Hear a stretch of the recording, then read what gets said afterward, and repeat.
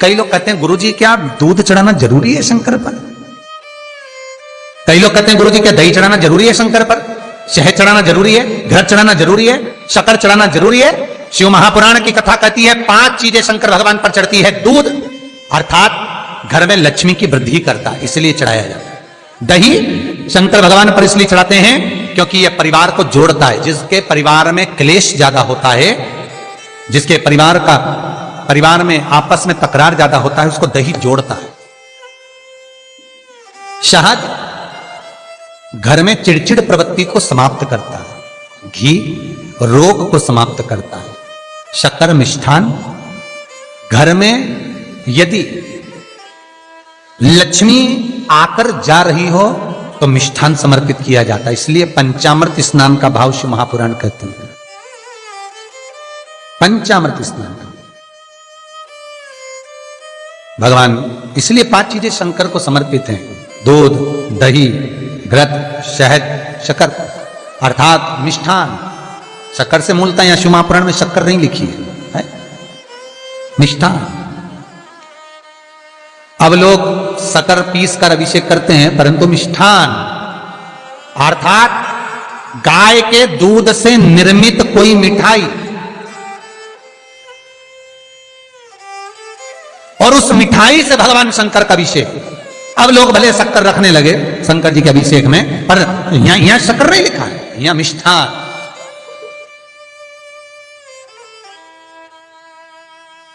हमारे यहां सहज भाषा में कहते थे उसको खंड अर्थात मीठा। शिव महापुराण की कथा कहती है दर्पण इतना बड़ा ले लो, बंदर वाला अगर दर्पण वाली नहीं तो इतना बड़ा दर्पण लो, हनुमान जी के मंदिर में जाकर, क्योंकि हनुमान शंकर का ही अवतार है। हनुमान जी के मंदिर में जाकर हनुमान जी के उल्टे पांव का थोड़ा सा सिंदूर, चरण का थोड़ा सा सिंदूर एक कागज में लेकर आ जाइए। और हनुमान जी के छोटे भाई, हनुमान जी 6 भाई हैं, उसमें गतिमान, हनुमान जी के छोटे भाई गतिमान का नाम लो, और गतिमान का नाम लेकर उस दर्पण पर सिंदूर से त्रिशूल बना दो। सिंदूर से त्रिशूल बनाकर उस दर्पण को घर के बाहर, दर्पण का मुख बाहर की ओर, ऐसे बाहर की ओर मुख कर कर दर्पण को घर के बाहर या दरवाजे पर, बिल्डिंग पर, ऊपर जाली में, फ्रंट में कहीं पर भी उसको लगा दीजिए। महाराज केवल शंकर का स्मरण कर कर, गतिमान का नाम लेकर, हनुमान के उल्टे पांव का सिंदूर का त्रिशूल बनाकर जो दर्पण को लगा देता है, आपको 1 महीने के अंदर अंतर मालूम पड़ जाएगा कि पिछले जो महीने निकले हैं उस महीने का अंदाजा लगाना कि घर में लोग कितने बीमार पड़ते थे, और इस दर्पण को लगाने के बाद बीमारी कम हुई कि नहीं हो कम तो ठंडा कर देना, क्या जा रहा है, पर करके जरूर देखना। विश्वास रखकर करोगे, भगवान शिव का अनुमोदन कर कर, भगवान शंकर पर विश्वास रखकर करोगे तो बीमारी घेर नहीं सकती। अकाल मृत्यु हो मरे जो काम करे चंडाल का, काल उसका क्या बिगाड़े जो भक्त हो महाकाल का। शंकर की आराधना करने वाला, शिव का स्मरण करने वाला, शिव का निवेदन करने वाला, शिव अर्चना में डूबने वाला, शिव का अनुमोदन करने वाला कभी दुखी नहीं हो सकता। तो शिव महापुराण की कथा कहती है शंकर को जितना जल प्रिय नहीं, शंकर को जितना बेल प्रिय नहीं, शंकर को जितना शमी प्रिय नहीं, शंकर को जितना दूध दही प्रिय नहीं, शंकर को अगर कुछ प्रिय है तो सत्य प्रिय है। सत्यम शिवम सुंदर। इसीलिए हमारे यहां शास्त्र कहता है, ब्रह्मा जी केतकी के फूल को लेकर आए, उसने झूठ बोला। ब्रह्मा जी गाय को लेकर आए, शंकर भगवान के सम्मुख में झूठ बोला। ब्रह्मा स्वयं झूठ बोले तो सिर कटा, कर्मनाशा नदी प्रकट हुई। और शिव महापुराण की कथा कहती है शंकर को सत्य प्रिय है, अगर झूठ बोला है। इसीलिए शिव महापुराण का स्पष्टीकरण किया जाए, वर्णन किया जाए, तो पहले के समय में अदालत नहीं होती थी, पहले के समय में पंचायत नहीं हो सकती थी, पहले के समय में कोई सभाएं नहीं होती थी, पहले के समय में कोई निर्णायक मंडल नहीं होता था, पहले के समय में केवल एक निर्णय होता था। गांव के लोग ले जाकर शंकर के मंदिर में खड़ा कर देते थे और कहते थे उठा गंगा जली, और कहते तूने ऐसा नहीं किया। गंगा जली उठाकर कह दे कि तूने ऐसा नहीं करा। क्यों गंगा जली उड़वाते थे? क्योंकि लोगों ने शिव महापुराण सुन रखी थी।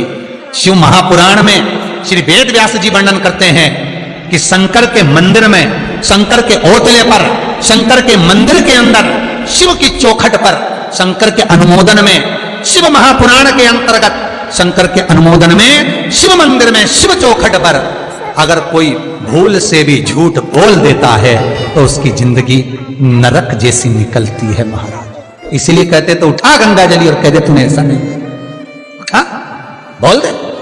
आपके भी जीवन में अगर किसी को कष्ट है, फिर निवेदन करूंगा, मंदिर में अगरबत्ती भले मत लगाओ, मंदिर में दीप भले मत जलाओ, मंदिर में पेड़ा भले मत चढ़ाओ।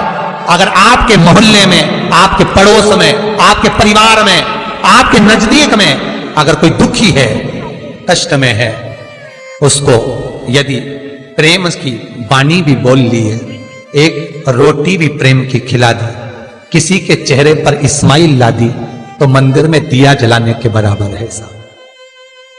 मंदिर में दीप जलाने के लिए सब्सक्राइब करें हमारा चैनल। बेलपत्र भगवान माता पार्वती के अश्रु से है, रुद्राक्ष भगवान शंकर के अश्रु से है, शमी पत्र उमा और महेश्वर भगवान शंकर के विग्रह के सुख से जो जल प्रकट हुआ है, उस जल से शमी की उत्पत्ति है महाराज। दोनों के मिलन से, दोनों के मिलन से।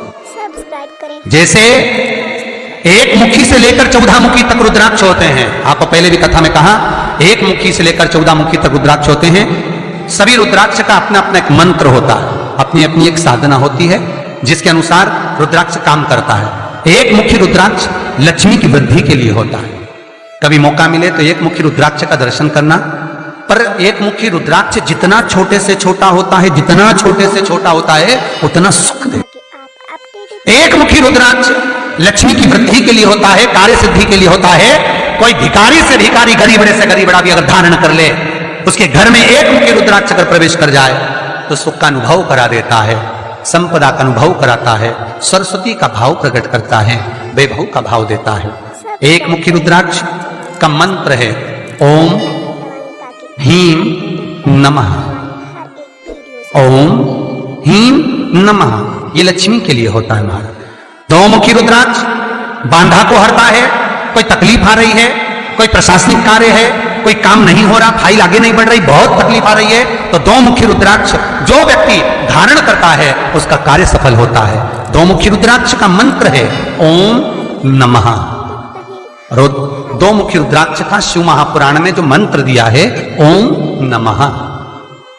विदेश्वर संहिता के अंतर्गत शिव महापुराण में रुद्राक्ष के 14 मुखी रुद्राक्ष के मंत्र दिए हुए हैं। आप शिव महापुराण नहीं पढ़ सकते तो मंत्र लिख लें। दो मुखी रुद्राक्ष का मंत्र है ओम नमः। तीन मुखी रुद्राक्ष विद्या प्राप्ति के लिए होता है। कैसा भी अनपढ़ से अनपढ़ व्यक्ति हो, जिसको विद्या में रुचि ना हो, पढ़ ही नहीं पा रहा हो, चित्त वृत्ति ही ना लग रही हो, मन ही ना लग रहा हो, परसेंट कम से कम होते जा रहे हो, तीन मुखी रुद्राक्ष उस बच्चे के गले में लाल धागे में डाल दीजिए। नहीं डाल सकते तो बच्चे के कमरे में जहां वो पढ़ता है, विद्याध्ययन करता है, उसके कमरे में लगा दीजिए। तीन मुखी रुद्राक्ष का मंत्र है ओम श्री